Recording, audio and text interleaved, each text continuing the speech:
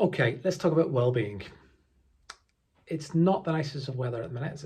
It's a little bit chilly, and at night time when it's dark, when the sun isn't on the tent, it gets a little bit cold.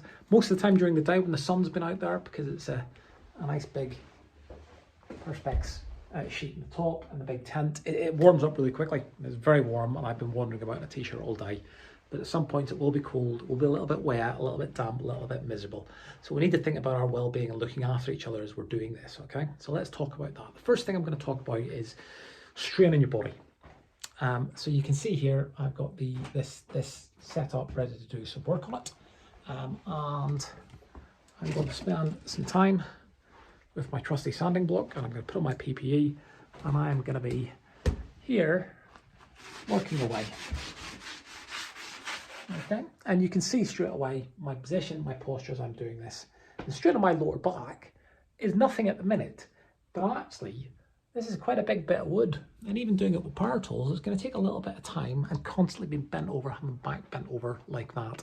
That is going to put some strain on it. Do you want a seat?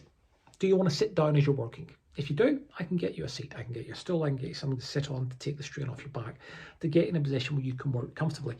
I've ended up doing work on my knees, and you can see here my clever pants have got built-in knee pads just for that reason, because then I can get down on my knees, I can work there quite comfortably. Don't put undue strain on your back or any of your other limbs as you're doing things. Take a break. Don't be afraid and say, right, yeah, I need a minute. Actually, I'm going to take a break. I put one chair here and one chair over here. So they're not facing each other. So you're not looking at someone directly, but they're over 2 meters apart. And it means you can come in, sit down, take the weight off your feet, take a break, have something to drink, have a chat, a catch up before then moving back and getting on with work. Don't be afraid to take a break. Don't be afraid to rest. Do wear appropriate clothing. Nothing too loose that's going to get caught into the power tools or anything like that. And just, warm enough to keep you warm. I have a long sleeve top on at the minute, and it's something that I can adjust. I can zip it up so it can get a little bit cold. And just think like you would think if you're going out in the boat. Stuff that you can adjust, take layers on or off as appropriate. And older clothes, stuff you don't mind getting dirty. Most of my clothes are very old and I don't mind them getting dirty. So just think sensibly about that. Protecting your fingers, wearing gloves. When it's cold and you've got a set of gloves on, it makes life 10 times better, 10 times nicer. Trying to do fiddly work with no gloves on is just an absolute nightmare, and your fingers will get numb, and that's when injuries happen. So please do think about that. Also, bring something to drink.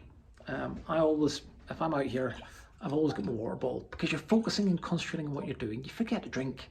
And if the water bottle isn't there, you're like, oh, I'll go and get it in a minute when I've just finished this bit. And suddenly you find yourself, actually, I'm not drunk for 2-3 hours. And you've been doing quite physical, arduous effort. And you've probably seen that when you row. You kind of forget when you're enjoying it and getting on with it. But the other one is also a flask. I've got I love this little sort of automatic flask. Keeps my tea or coffee warm for ages, and I can drink from it. Or if you don't have a flask, you can bring your own cup if you're more comfortable with that. And this window here goes straight into our living room and kitchen. Give me a knock, I'll make you a cup of tea, a cup of coffee.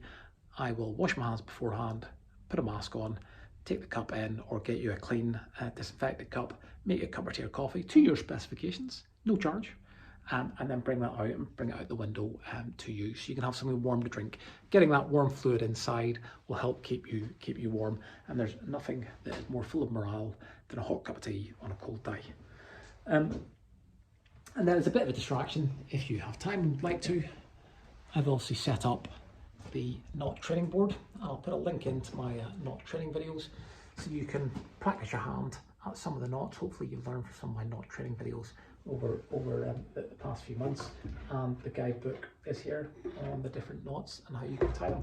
So if you want to switch off, do something different for a little bit, you have a perfect opportunity to do that. Do not be afraid to ask for anything you need from us. Now, we've kept the work blocks down to 3-hour blocks at the most. I've done that for 2 reasons. One is we don't want to fatigue people. We don't want people to be spending all day doing this. That isn't fair. We have to share this load. but also access to toilet facilities is a question mark. At the minute, we've said no access to toilet facilities, less in extremis, if it's bursting and you need to. So in extremis, if you need to, we will set up a clear path to the toilet. We'll disinfect before and after if someone does need the toilet, but with no intention to make that sort of routine and regular.